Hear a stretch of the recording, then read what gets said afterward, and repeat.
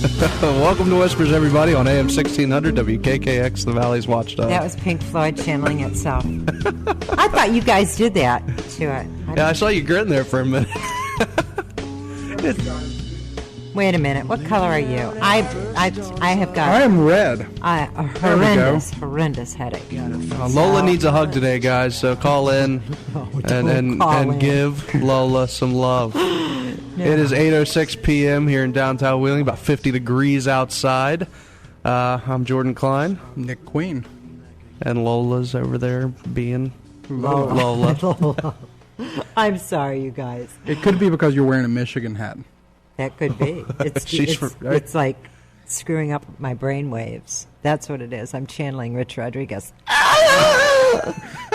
But you'll notice I have on a Mountaineer sweatshirt with a Michigan hat. You're just confused. No wonder you've got a headache. You're like swayed both ways.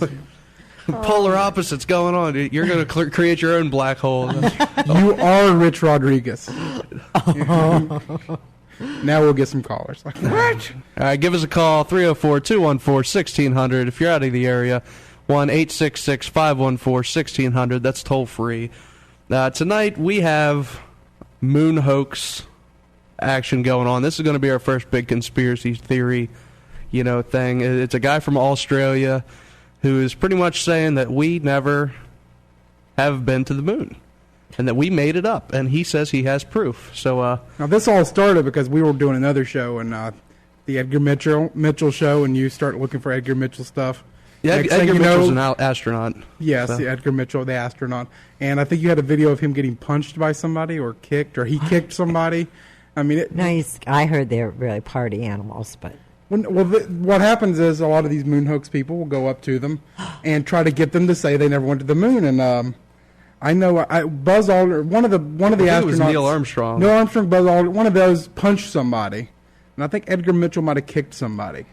But, I mean, they just got so mad, these old men just, oh, you whippersnapper, and giving it to them. Whippers. And I think there's even a video on one of the websites, moonmovie.com, and here it goes, astronauts gone wild. So, I mean, do they take their clothes off? No. I hope not. I haven't got this video, and I don't want to look at that. Well, I did find what pulled one website up. I don't know. I don't know if you guys were listening out in the other room, but it's BRAEUNIG.US/space/hoax. And it takes that, particularly that Fox documentary or whatever it was that Fox did a few years ago on whether it was a hoax or not. And it breaks it down, but Lugnut called in and he said they have highlighted see photo, see photo, see photo. Mm-hmm. And it talks about the pictures and the angles and all this other kind of stuff. Now, there was two things I watched. Saying that it was faked, or? Well, one's trying to argue the other point. Okay. It's, now, Mythbusters, which they had a moon hoax show where they tried to prove that, whether or not we did go to the moon, was it a myth? And now their conclusion was that we did go to the moon. They took... They went and recreated some of the pictures. Yeah. And what they were saying was, sure, okay, we were able to recreate, the landing in this, on this big platform. He said, but that's not the point. What we're trying to prove is what they were trying to say, one of the things they were trying to say, and we'll talk to Jara about it, is that, if you have the sun coming from this way, the shadows are wrong. But what they proved was, no, the shadows would work. It would, all of this would work the way they have it. Another thing they were trying to prove was the footprint, the famous footprint left in. The moon hoax people were saying that would never happen. That'd have to be wet sand to do that. And they proved, well, the sand on the moon's different than the sand on a beach. Showed how, the granules would shift a certain way, but this stuff would hold together, with the gravity, all this. Yeah. And the waving of the flag, how in a vacuum the flag would wave the way you see in the video, because it's on a which is hard to do on radio, but imagine like a metal pole with one coming out to dangle it like a banner, and then the rest would go in, and the way the gravity, the vacuum is, it would wave a certain way, as opposed to what it would wave in, without a vacuum. But here's my thought on this, and I haven't chosen a side on this yet. But if you can recreate what's going on, like okay, the MythBusters, they built a set and completely recreated everything that was supposedly built on a set, and then said we must have been on the moon, right? So all they did was completely recreate everything they had to create to be faked. Yeah. Right, so which is once again, I can see where you're coming from, and I can see where they're coming from. One of the things they also tried to recreate was the way they walked, and Adam Savage dresses up in his astronaut costume and tries to imitate the walk, and he couldn't do it. With the gravity the way it is, it's the best way to walk, but he could not do it. He said there was no way on Earth's gravity. It's up for debate. I think I can maybe be swayed. It's going to have to be some heavy evidence. Well, I keep going back to Wag the Dog, and I don't know if you guys I've saw never seen that. Okay. No. It was back, I don't know, a few years ago. Dustin Hoffman was in the movie, and they made a war. They needed a diversion, so they got on sound stages, and they put together a war. But, of course, they were using green screens and all that kind of stuff. And so, but when you think back to the 60s, sure, it would be easy to fake it now, because you've got so much technology and computer-generated images and all this. Back in the 60s, they didn't have that. Mm-hmm. So, it puts it in a little bit different light. Could they actually have faked some of this stuff just on a sound stage with the technology they had back then? And they're saying they went to the desert, I think, and, set up this, probably right near Area 51, of course. But, where else are you going to do it? Yeah, let's get authentic. But now, I would believe more, and I was listening to you guys talk about it earlier. Maybe it wasn't you, maybe it was George Kellis, about, he said that he believed JFK conspiracy. He believed that it was just Lee Harvey Oswald. Yeah. I'm one of those people, I would believe that, I don't believe that it was necessarily him. That's something that I would put a lot more. It was a second gunman. I think there has to been one. But this, it's going to take a lot more. I can understand, I can see where you'd have to have more than one gunman. The bullet just doesn't move that way. It's, so, exactly. Yeah. And Lola has taken her finger into the air and did circles for the radio listening audience that doesn't see us on video. I'll do it in the camera. Yeah. So all they see is your finger up like this because it's a 10-second delay. So you have to make it 10 seconds. So. Watch for a while, guys. So, I don't know. Do you think you can be swayed, Lola? I am walking into this with a truly open mind. Did I believe it when it happened? Yes. Now, my grandmother, no. But she was 80. She wasn't about to believe anything like that. But there are an awful lot of people that are older that really don't believe it happened. Really? I can understand also that we were in a Cold War, that we were one-upped by the Russians by getting, they got Sputnik up, and we had all these different problems, and then all of a sudden we get to the moon, So I don't want to take anything away from the astronaut if they did, but at the same time, do I trust the government? Sometimes it's kind of hard. Well, that's what Todd and I were talking about too, and I said, why all of a sudden, in the last 60, almost 70 years, all these conspiracy theories are out there. Every single major event that has happened in this country and in the world has had some conspiracy theory surrounding it. And I think it's because we have a real distrust of our government. We don't trust them with the information. We don't trust them with the knowledge. Well, it started with the JFK assassination. But somebody it's hard to swallow some of that stuff. And then you have Lyndon Johnson with the Gulf of Tonkin incident. That was all fake. And somebody called and actually said that he thought it started with the JFK because that was true first real. Oh, what was the word he used? I can't think. Televised or no. Controversy that hit this country was that election rigged or not? With the Texas votes and Lyndon Chicago. Johnson. The Chicago. The Chicago. I've read something about votes. Texas also maybe being a little bit of you had a bit of problem there too. So Chicago people dead people were voting. So, we should talk about that one day. Gee, didn't that just happen? Oh, oops. Was I supposed to not say that? Well, that's the end of the trail. I mean, you go all the way up to 9/11. Some people say, there's...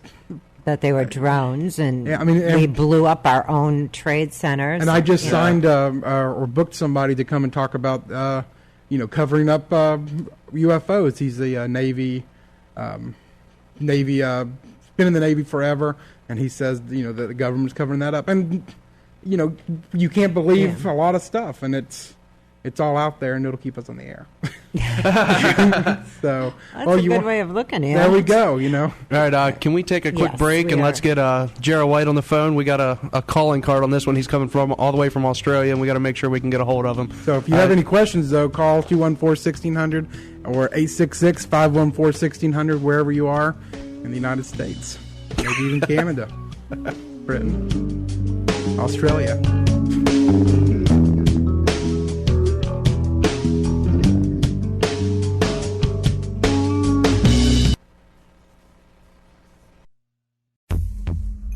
Do you want to dive into the bizarre world of the paranormal? Do ghosts, UFOs, or the supernatural amaze you to the point of wanting to learn more? Then you need BVRN, the Black Vault Radio Network. With more than 750 hours of on-demand talk radio, syndicated for more than 35 shows, the Black Vault Radio Network is your one-stop shop for the world of the unexplained. Check us out and tune in 24 hours a day. www.blackvaultradio.com.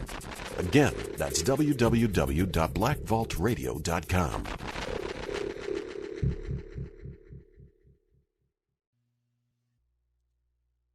Over recent years, the traditional office has become more of a touchpad than a daily destination. Long gone is the reliance on a landline to work away from the office. More people are performing work from home or other locations thanks to technologies like GoToMyPC that let you take your office wherever you go. With GoToMyPC, you have freedom from the office, enhanced work-life balance, and increased work flexibility. When choosing a remote access service, you need to make sure it's easy to set up, easy to use, and affordable. That's why you need GoToMyPC. And you can try it free for 30 days. For this special offer, go to mypc.com/techpodcasts. That's go to mypc.com/techpodcasts. Take your office with you wherever you go with GoToMyPC.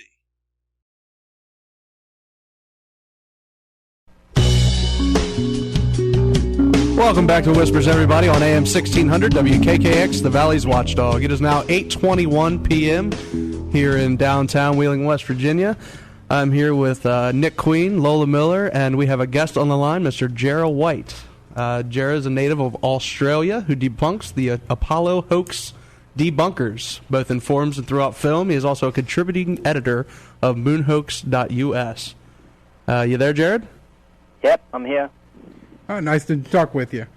Now, my big question here is, what's the biggest evidence you have that says we never went to the moon? Radiation in space. Radiation in space. Now, I know nothing about all this, so, I mean, you got to detail me up. Talk to up. us like we're elementary school children. It's not that far off. Okay. Well, basically, around the Earth, we've got what's called the Van Allen radiation belts. See, the Earth has this magnetic field, right, and these belts are formed by trapped charged particles. Trapped charged particles, they're the radiation, you see. They come from the sun, they come from elsewhere in the universe, and they get trapped in these, between the lines of magnetic force. They're held there in space. Mm-hmm. And basically, in the 1950s, James Van Allen, he's the guy who's now named after these belts, he was launching raccoons into space. A raccoon is a rocket that's attached to a weather balloon. The weather balloon travels up into the atmosphere, then the rocket fires the rest of the way up. Anyways, he had a Geiger counter in the machine, which is what we use to measure the particles that are in space. Anyways, they'd send these Geiger counters into space, and they'd start to pick up very high levels of radiation. Later on, he would put these Geiger counters into satellites, like the Explorer 1. And that once they'd reach about 1,000 kilometers, they'd start to pick up really high. They'd start to count high, then suddenly they'd just clonk back down to zero, because there was so much radiation that these Geiger counters could not cope with them, and so they just became jammed, and they just shut up. Huh. So you're saying that humans would not be able to survive in this kind of conditions, correct? That's correct. Now, to measure how much radiation a human is picking up, we use what's called REM.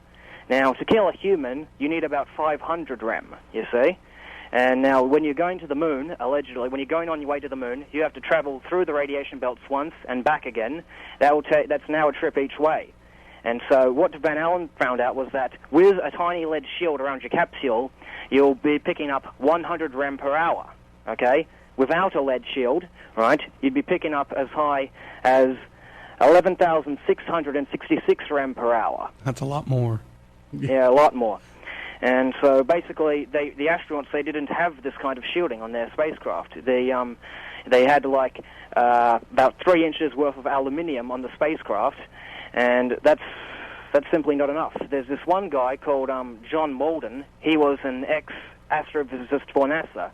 He wrote a book called Prospects for Interstellar Travel. He proposes 2 meters of water shielding surrounding the spacecraft. Okay. The water is a commonly proposed shield, radiation shield, because when a particle hits matter, it shatters into secondary particles. So just like when you throw a bottle against the pavement, it shatters. You see, and so basically, when these particles would come flying into your spacecraft, they'd let off a dangerous spray of secondary particles, and so you need a lot of water shielding to block this kind of radiation. And the whole fact of the matter is that they didn't have that kind of shielding on Apollo. In fact, they can't supply it today. The shield itself would weigh about 500 tons, and the space shuttle, which is what we're currently launching right now, can only carry about 30 tons. So how is the space shuttle doing it now? Or it doesn't have to go through the radiation belt? Yeah, that's correct. The space shuttle, it's actually below the Van Allen belts. You see, the Van Allen belts, they only go to about 1,000 kilometers above the Earth. Okay, the shuttle typically, orbits below that. There is this one region in the Van Allen belts called the South Atlantic Anomaly where the radiation dips because of the changes in the magnetic field. The radiation dips to about 500 kilometers.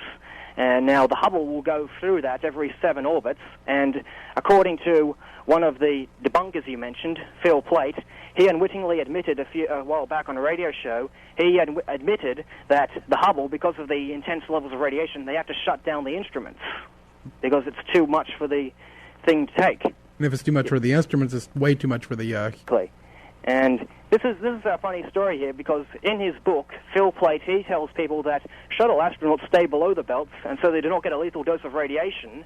Yet now Phil Plait claims, everyone has been in there now. So he can't even get these stories straight.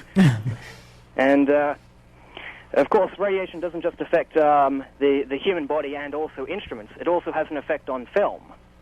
If your readers are listening, some of you might remember the author Eric J. Chason. He wrote a book called The Hubble Wars, which was a book about the Hubble Space Telescope. On page 75 of this book, he features this photograph taken aboard the Hubble during a passage through the South Atlantic Anomaly. And it's so cluttered full of streaks due to these cosmic rays, hitting the CCD chip. There's so much radiation that it looks like a snowstorm. Well, what background do you have in, say, astrophysics or any of this kind of stuff that you could even understand what you're reading about? Well, basically I'm a filmmaker, you see, and I've interviewed many people. I've read all the different subjects. I study physics, yes, and everything. Oh, okay. I just wondered what kind of background, because a lot of what you're telling me is Greek. Yeah. So. I'm a filmmaker. I have formal training in photography and everything. So, and I've interviewed many people. Like the maiden radiation information comes from a friend of mine called Ralph Renee. He was an ex-member of Mensa, the High IQ Society. Yeah. And he wrote a book called NASA Mooned America. Greatest title ever. Yes, it is. He originally picked up on Bill Casing's book, who worked for Rocketdyne, which was one of the companies that built the engines on the Saturn rocket. And Renee picked up on Casing's book. He had the inside knowledge. He was the one who blew the whistle on the government in the beginning. And Ralph Renee, he blew the whistle on, decided to expose the moon hoax after they decided to use his name, before Rene started doubting the moon missions, the Rand Corporation sent him a letter asking him for any free ideas he may have for poor old NASA on space. Uh-huh. That's nice. He sent them his ideas, and they approved of his ideas for a Mars flight. By this stage, he was beginning to have doubts with NASA, and so these guys are trying to use my name to promote their program. So he wrote a book called NASA Mooned America, which has all his information, all the radiation, all the footnotes and everything. All right, so how did they fake us out? How did they do it? Because I keep referencing that movie, Wag the Dog. I don't know if you've seen it, Dustin Hoffman, where they actually stage a war on sound stages, but this is like in the 90s, so you've got green screen and computer generated. How did they manage to do this in the 60s? Well, what they did was they filmed it all in a studio environment. Like you've got sand all over the floor, to look like moon dust kicking up, and they filmed this stuff in the studio. And then here's the interesting thing: when they broadcasted it to the world, they filmed it. They had to film it off TV screens. They didn't just give it the raw stuff that they were allegedly receiving from the moon. They just filmed it off the TV screens and then gave that to the public to see. And of course, the footage that they got from Apollo 11 was already grainy and black and white and pretty terrible footage as it is. Yeah. This just worsens the problem. And so what they did was, while they're filming this stuff, they were suspending the astronauts by wires, to relieve them of their weight somewhat, and then they just slowed the film down to about 67% normal speed. Huh. Now, how do you know that they were on wires? Like what? Well, for starters, right, they have the way they seem to dangle. You can tell that they're on wires, right? And what we did was we sped the footage up to about 33%, and we find out that suddenly they all seem to be moving normally, like as though they would be on Earth. And now, do you on your channel, which I've linked to off of our website, you have a YouTube channel where a lot of your videos are. Do you have a video of that on your channel? Yeah, that's correct. I have one of my videos is called One Giant Leap, and it discusses this. I also have this other one in which I took a clip from the recent Mythbusters program. Some of you guys might have seen the program in which they tried to debunk this thing. But the Mythbusters, they botched their experiment. The argument is that these astronauts were suspended by wires and then the footage was slowed down. The Mythbusters did it separately. Suspend by wires, slow motion and the wires separately, so it was dreadful. So what I did was I took the footage they have of their wire jumps, slowed that down to 67%, then compared it with the actual footage that we have in Apollo. And what do you know? A near-perfect synchronization. Well, that'll have to be one. I didn't see that one on your site. I'll have to look at that one. That would be interesting. Now, I remember Jordan, when we were first contacted the Moon Hoax site, he was showing me a video where you said that it seemed like they dangled. It looked like one of them was jumping or stepping, but he wasn't even touching the ground yet. And he was that's correct. That clip comes from David Percy's documentary. I think the astronauts you're referring to is Charlie Duke. He was on Apollo 16.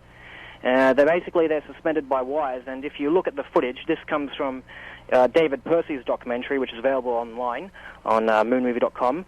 You can see that Charlie Duke, he seems to dangle above the surface without significantly jumping off the ground, like as though the wire is lifting him off the ground, just sort of dangling him there. I have got to see these things. This is really intriguing me. Now, I had a quick question. We're going back to the Van Allen belts. Now, how long, if let's say they did go to the moon, how long would they have been in the Van Allen belts themselves? How if traveling at the speed that the... Well, what they do to allegedly get to the moon, they allegedly speed up from 17,000 miles per hour, which is the speed you have to be in Earth orbit, to 25,000 miles per hour, which flings them out of Earth orbit and into the Van Allen belts, of course. Uh-huh. Now, in the entire trip, the trip lasts for about 8 to 12 days. You'd be in the Van Allen belts for 2 hours, but after you've left the Van Allen belts, you've still got the radiation from the solar flares. You see, the sun itself, it has these explosions in which hot gases and more particles and everything are blasted into space, and they will come right at you at nearly the speed of light. Okay? Okay. And Now, you hear these claims online that, all the flares that were during the Apollo missions were minor, therefore they caused no damage. Well, there was about nearly 1,400 flares during the Apollo missions, and what these quote, debunkers fail to mention is that as early as 1963, NASA had released a book called Astronautical Engineering and Science. It states that even the minor flares could give you about 25 rem per hour, depending on how many centimeters of shielding you used, how many centimeters of water. Like a low-energy flare can need as much as 2 to 30 centimeters of water just to reduce the dose to about 25 rem per hour. And remember, there's hundreds of these flares going on, and you need about 500 rem to kill you. In fact, on Apollo 16, whilst they were traveling to the moon, this was on April 17, there was this one big flare that exploded. It lasted for 3 days. There are 72 hours in 3 days. Now, at 25 rem per hour, and this flare lasting for 72 hours, you'll be getting back with about 1,800 rem. Wouldn't that water have evaporated? Something had happened to the water going through the Earth's atmosphere? Basically, the idea is to keep the spacecraft inside this big water tank. And others have proposed using polyethylene or lead or whatever. There'd have to be a better way of, because I'm thinking eventually we are going to have to go out. That's right. To some degree. I mean, I don't know. Obviously they didn't have water shooting on the spacesuits. That's impractical. Now I just got a message. It's asking, you're not just saying we never went to the moon in the 60s. You say we've never been up there at all. Like even till today, we still don't have the technology to do that. We've correct? Never been to the moon. We've been in space, below the Van Allen belts, of course, but we haven't been to the moon. Okay, and a second question to that was, why did we send a teacher, to go up there, which, inevitably ended up in an explosion? Well, she would have been below the belt, is what he's saying. Was just... The reason why, it's believed why she blew her up is because she was going to talk about the stars. You see, when the astronauts, when they walk in on the moon, allegedly, they claim, oh, no, we can't see any stars. We don't see the stars. And they argue, they're on the daylight side of the Earth, on the daylight side of the moon, so therefore they couldn't see it because of the bright light. Look away and see the stars. Look away from sunlight and see the stars. So now you're saying that they actually destroyed the Challenger shuttle to stop her from talking about it, or are you talking about... Yeah, they believe, because interestingly, I'll just get to this. They blew the Challenger up, and interestingly, is that prior to the shuttle launch, there were complaints not to launch in cold weather. Like they say that the O-rings got frozen and the shuttle blew up because of it. Well, there were warnings prior to the Challenger. There was this one guy, I think his name was Roger Beaujolais. They had a teleconference the night before the launch. He tells them, don't launch in cold weather. We had a previous shuttle mission in which the O-rings were nearly completely burnt through. Don't launch in this cold weather. You're going to get the shuttle blown up. And NASA basically told him to go, insert square word of choice, yourself. I have never heard of this before. That's now, is this something that you believe, or? Yeah, I believe there was foul play in that, and there was another. Basically, it's believed that they blew her up to keep her quiet about the stars. And in fact, what they ended up doing was just prolonging the inevitable. Recently, a guy called Michael Melville went up in his own spacecraft. This was a private company. They sent his own spacecraft, the Spaceship One. You might remember this guy. Yes. And he was quoted saying, I got up there on the daylight side of the Earth, and I could see the stars, and I could see the planets and everything. Interesting. Okay, I'd never heard about this. I'll have to look into this more. I've never heard of this before at all. I actually include some video footage of him, saying this stuff in one of my videos. Now, is this something... Two of my videos, actually. No astronaut previously before this has said that they could see stars. They claim they can only see stars when they're on the nighttime side of the Earth or whatever. But the fact of the matter is that, interesting, the Russians, when they first launched Gagarin, he says, the stars were astoundingly brilliant. And of course, he would have been on the daylight side too. Yeah, they were on the daylight side of the Earth, allegedly. Yeah. So the Russians, they initially said, we could see the stars on the daylight side of the Earth. The Americans say, no, we can't see the daylight stars we can't see the stars on the daylight side of the moon. Something's wrong. Uh-huh. Now, and ironically, Phil Plait, one of my enemies, one of the debunkers. I've been trying to get a hold of him. He hasn't returned my emails, so if he's out there, Did you ask him about Operation Dirty Trick? Maybe that's I just asked him to come on the air with me. He never returned emails, which that happens sometimes, but most of the time they return and say no. He's afraid of me. That's why he's afraid of me. I must have asked him at least five, 6, maybe 15 or so times. Why won't you talk about Operation Dirty Trick? I don't have to write this down. What was Operation Dirty Trick? All right, in the 1962, right, when they had the Operation Mongoose era, the CIA proposed using John Glenn's possible death as an excuse to invade Cuba. See, John Glenn, he was to be the first American to orbit the Earth, and he did that. But anyways, they proposed if his rocket should blow up or whatever happened, should he die in space, they'd say, oh, the Cubans did it.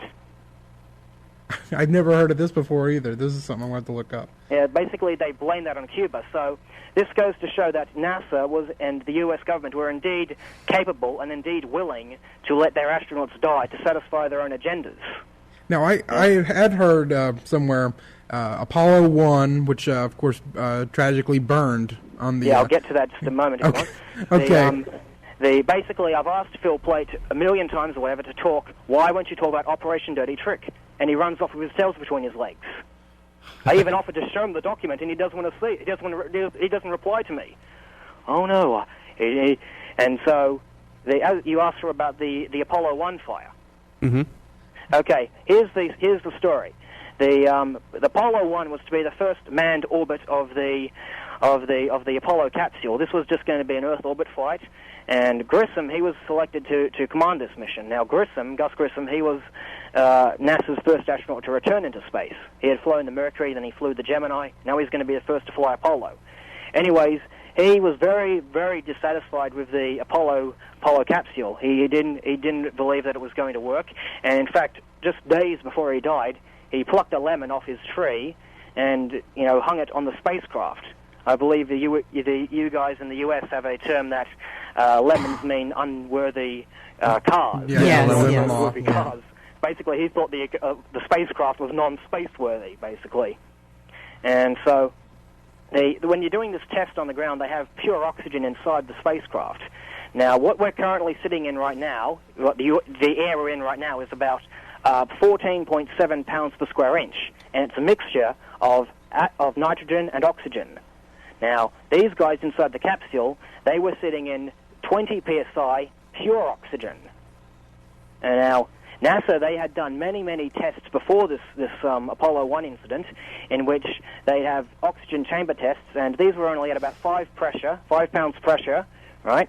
And each one of these tests would turn into a disaster.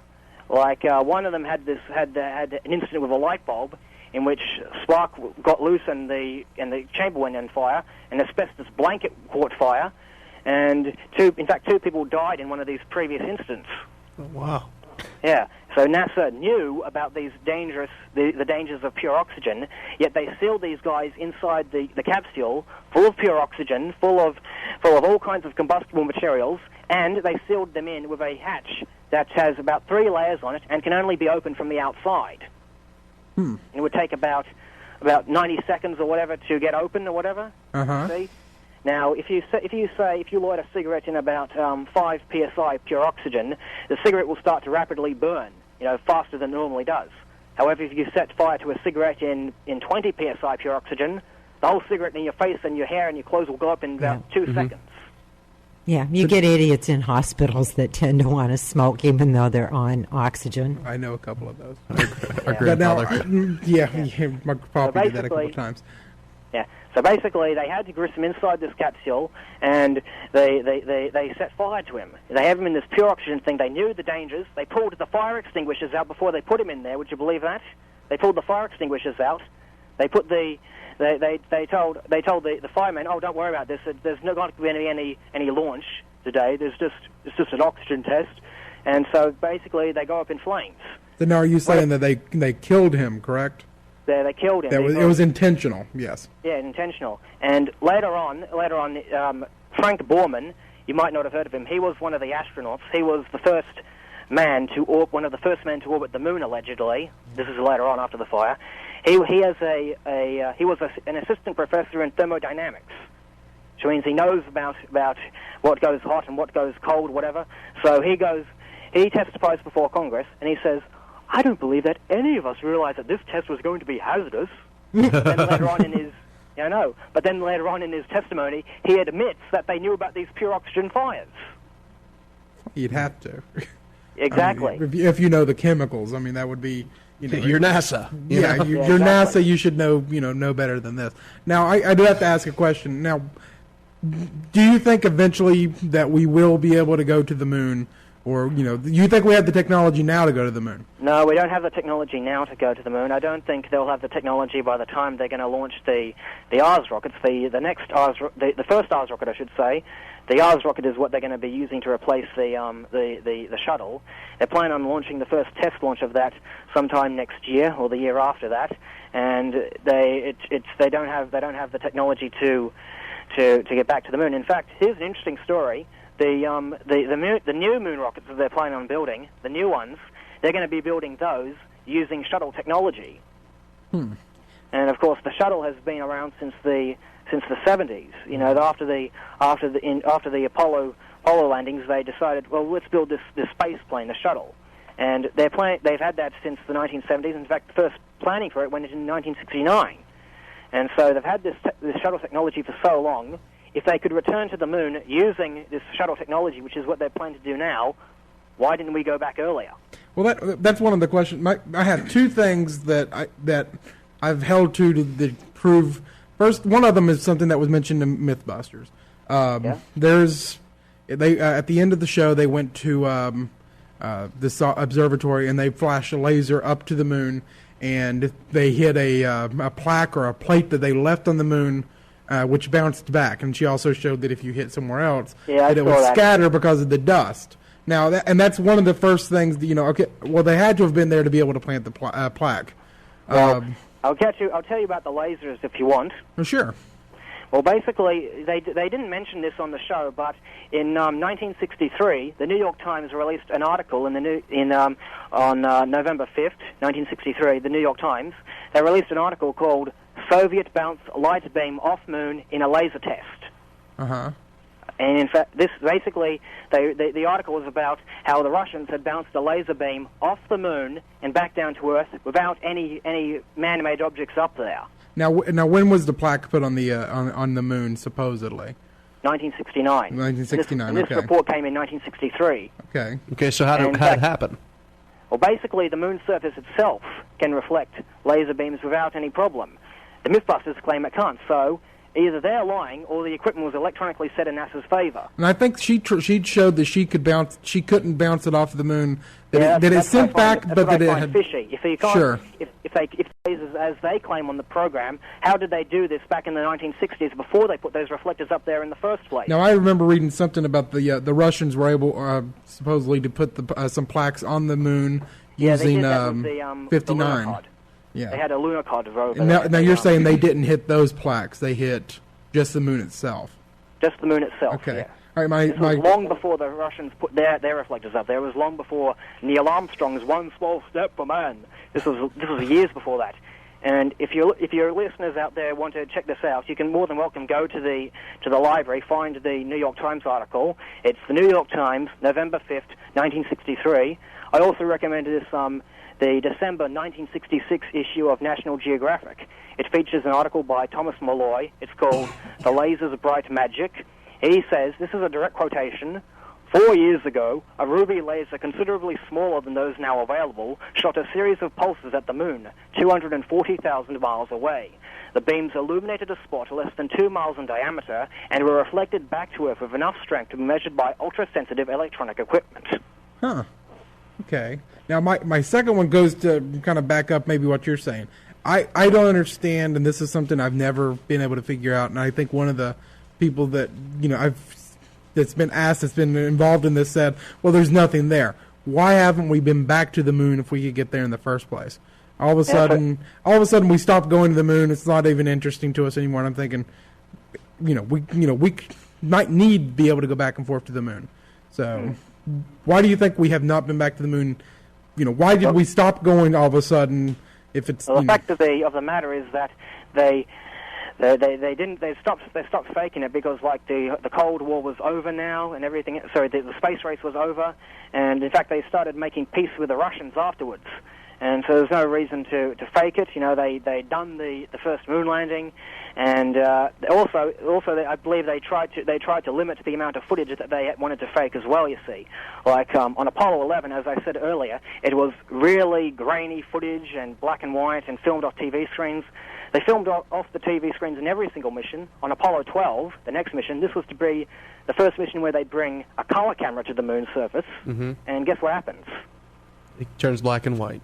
Well, Al Bean, he's setting the camera up. Al Bean, the fourth man on the moon, setting the camera up. Oh dear, here, should I put this here? He points it directly at the sun and burns the lens out. That's a little bit too bright, Al. Could you adjust it a bit?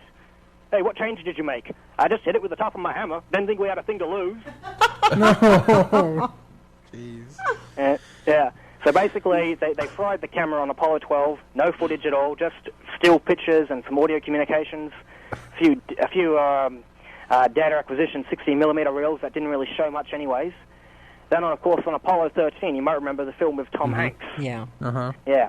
They had the near disaster in which the oxygen tank blows to smithereens, and, we have to reserve power. I guess we have to cancel the TV shows. Yeah. Oh, jeez. Yeah, and then when they launched Apollo 14, they did bring the color camera to the moon, but you see, when you're filming an image, right, you have what's called the exposure setting. Mm-hmm. Right, exposure is about how much light you let into the camera. Okay, into the camera's lens. Yeah. And basically, they had the exposure setting up too high, so all the surface is all overexposed. It comes out as white and fuzzy. You know, it's just poor quality footage again. Plus, they're filming it off the TV screens.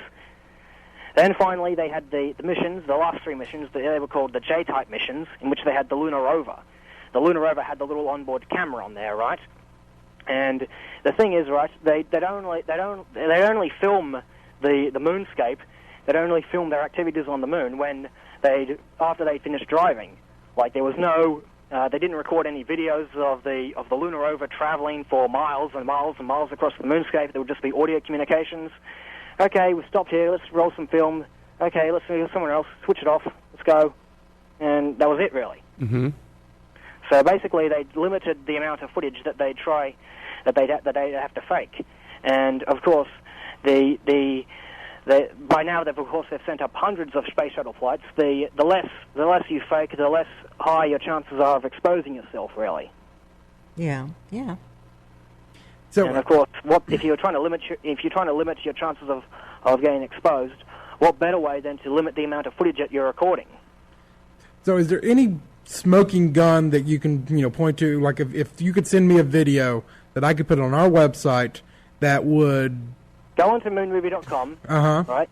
And moonhoax.us, and you'll see the link where it says "Flagging the Gems." That was my documentary about the Apollo 10 footage.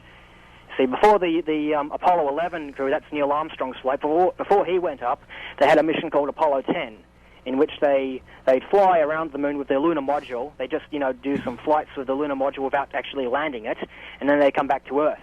This was Apollo 10.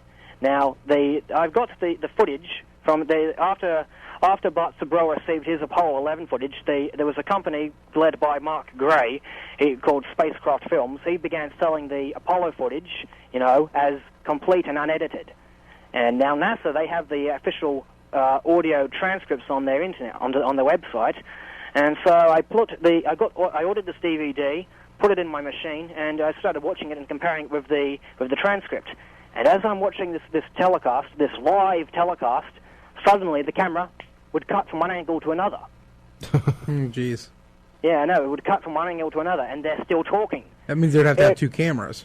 But they didn't have two cameras, they just had the one camera. Uh-huh. One camera hooked up to the television signal, to the transmitter, I should say, and suddenly it starts cutting from one angle to another while they're still talking, which means the audio is continuous, but the videos are all over the place, cutting from one angle to another.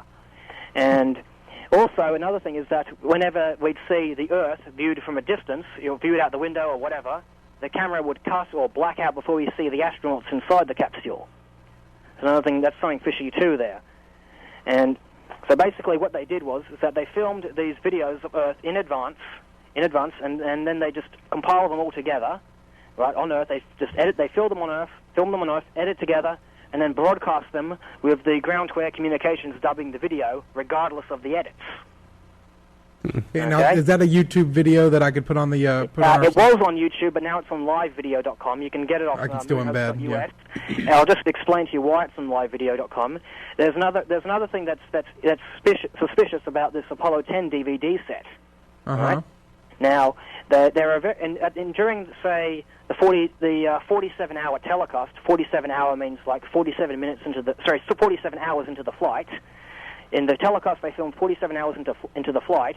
I was comparing this with the transcript they released, and what do you know? There were pieces of video footage missing in this complete DVD set.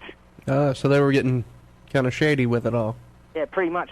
Mark Gray, the head of Spacecraft Films, he was excluding portions of existing footage. We know this footage exists because the guys down at Houston have confirmed, oh yes, we're receiving this video. Yeah, we've got it. That's because they were videotaping UFOs and they didn't want anybody to see it. Now, we don't have much time. We have only a couple more minutes. But okay. What exactly? The whole fact of the matter is that this footage was excluded on the Spacecraft Films DVD set. Mark Gray is selling it as complete. I made flagging the gems, and what's he do? He flags copyright infringement against it. For public, even though the public footage record. is public domain. Yeah, I see what you're saying there. So, and what was on this footage, if in brief? That was basically it's various footage of the crew inside, floating around inside their spacecraft. Other shots of the Earth, but there'd be camera cuts all over the place, which cannot happen if it's a live broadcast. Like it was edited.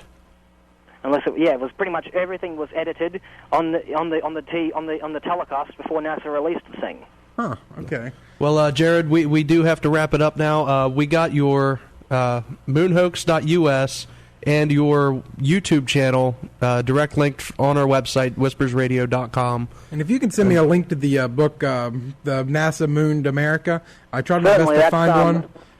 You can buy it off www.ralphrene.com. Okay, I'll put that up there because I know that was one you wanted me to the link to. So I'll have that up there when I get home. So, okay. Hey, Jared, thank you very much for joining us today. Before I go, I got something I want to say. Okay, go ahead. Yeah, I'd like to give a big shout out to the two members of my studio, Mark Iron and Tim Darby. They are both living proof that believers and disbelievers in the Apollo landings can live in peace. Very good. That's great. Thank you very much. You have a good night, or good day for you. Yeah, well, we're almost at 9 at night now. So, thank you very much, Jared. Thanks a lot. Bye. Bye. Okay, Lola, we'll go to you first. Now, he makes me really tired. Why? He is an energetic guy. So fast. He's an energetic guy. So now, did he sway you? No, I'll say right off that I don't know if I believe the. I want to see all the videos. I do want to see the videos. That's probably something I'm going to be going and. If we can put a link, listen, if we can make a page on our website that has all the links. Yeah, I've been fighting it like crazy. You should have heard me the other day. I was squeaking like I was hitting puberty. You can hear him on our website. We have a video or an audio thing we did. Because we're going to start doing another podcast on the side, telling the news, and of course Jordan comes over. Hey guys! Yeah, he sounds like he's going through puberty and. Real quick before we get into that, can we make a page where we post up these videos and just put a link to it? Yeah, I can. Right here to make it easy for everybody to check it out. Yeah, I'll do my once I get home. See, this is going to be harder for us to do because Jordan and I have destroyed our laptops. Yeah, both of our computers are gone right now. Jordan's drowned his in Coca-Cola. Oh, me, I did at least something technical and was trying to fix a motherboard problem and they said to flash the BIOS because that's the problem. I flashed it. It burned. It was a flash fire. I mean, it was horrible, and we should have a moment of silence for that, but we won't. But I don't know what he's talking about. I don't either. I just smile and nod like he just a moment of silence for the death of our computers. I'm going to go burn mine in the Ohio River. All right. If I can do that. Yeah, okay. Okay, channel the spirit of my computer. All right. As Nick was talking about podcasts, we're at a new aspect to our show. On Mondays and Fridays, we will be giving you paranormal news. That's just off of our site, not here at the station. It'll be on our own thing, so you can catch out. the best news and interviews of what's going on paranormal world Cool. on Whispers Radio on Mondays, Wednesdays, and Fridays. WhispersRadio.com. Now, you guys are just getting so... This might be delayed a Full little of bit while we try to yourselves. figure out. We are full of ourselves. I look in the mirror every day and be like, look at you. You're a handsome guy. Look at you. Yeah. And then I look at the mirror and I'm like, never mind, I'm not. Oh, Nick. I've got a face for radio. But do you believe we went to the moon? Yes or no? Yes, I think we did. You think you did?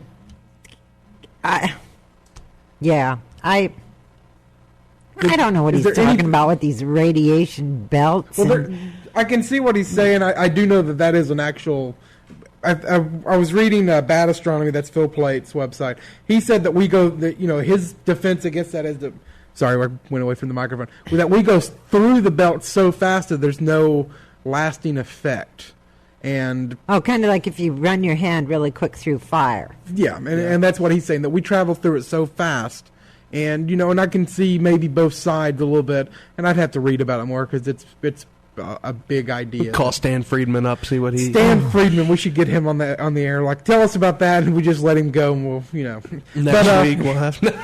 Yeah. But I'm going to have to look at the videos. Some of the videos... Now, one of the theories, and I wish I'd had a chance to ask him, is, okay, I've heard that we went to the moon, but we also videotaped it here because... Like as a They didn't know backup? it was gonna backup. happen. I heard that too. Yeah, and I've heard that one, and that one might be easier to believe, but I don't know. If Jordan, yes, no, Yeah, what we do you could think? win. I'm a warm-blooded American. I think that we went to the moon. I want to trust, but I want to see those videos real bad to sway me. I like a good conspiracy theory. Me too. We should get the JFK people. All right, Nikki, What who we about get- you, Nick? I might lean more towards, like I said, that we went, but we faked the actual video footage, and I think that but then it's kind of wishy-washy, and I don't want to. I want to see the videos. Me and Jordan are going to get some popcorn, watch the videos. Who we got next week, Nick? Next week we have Sherry Break Rico. We're gonna Now hit local. We're gonna talk about the pen. The pen. She called me. We were canceled. We could not go into the pen, and Lola's going. Shoo! I really She wanted was to go. scared half to death of going into a dark place. The with us. pen double booked that night. So Oh man! So do we have a date? We are Maybe? going. not we're yet. gonna- I asked her when we could redo that, but Sherry's going to be sharing just Sharon some history on the Sherlock. pen, some of the paranormal goings on here in in the the pen in Moundsville. And we want your stories. You can call in, and we have some more stuff to give away if you call us with a story next week about the pen. So we got some movie tickets, I think, and some other stuff that I don't know. Man, and see, it's going to be cold this weekend too. That's last weekend. I was just thinking, oh my goodness, and my sister kept saying, you better wear thermals, and you better wear boots, and you better... I was going in shorts and a t-shirt. You were not. We'll get you in there, Lola. Well, yeah, no worries. We're taking you on a ghost hunt. I think we're going to try to plan something next year, and we've talked to John about it a couple of times, that we're going to try to plan and try to get everybody from here that that's not a chicken. So The Chrysagas brothers. The Chrysagas brothers. Drag the Chrysagas brothers through You couldn't get them. There isn't enough people here to pick them up and carry them in there. They'd be squealing like little boys. Their little feet would be going trying to run away. Jordan be right behind them. Videotaping them. Yeah. Oh man, I was honestly though. I showed my family when they were here. I put that special, the Ghost Adventure. And they're just looking at me like, you are out of your mind. Oh, those people jumped at everything. I swear. It was, well, part of that was for camera. Nick jumps at everything. So I do not. I jump back and I get into a defensive position. And they're like, come and get me, Ghosty. Like this. Oh. I walk through and go, here, Ghosty, Ghosty, Ghosty. Just, well, I wouldn't have been so bold as to say the nasty things that guy was saying to yeah, him. he was getting, don't tempt the evil spirits. Get back in your cell. And that's what my sister was saying. It's one thing for ghosts. It's another thing for really evil Well, I mean, you look at what they did. Those are murderers. Yeah, I'm gonna tick off a murderer, and then he's gonna follow me. First home. thing he does, he walks in and says, "I'm the new warden." I'm thinking, "Oh, dude, you're dead." Yeah, I was hoping something really bad would happen to them. I They wanted were to so see arrogant. videotaped proof of him getting lifted into the air, and I'd be like, "I believe." The place is scary enough when there's 40 people in there and it's dark. Yeah. Like if you were walking around really by yourself, Oh, like those guys, because they didn't have flashlights or anything, they were just going off the lights off the camera. Just the infrared LED, lighting.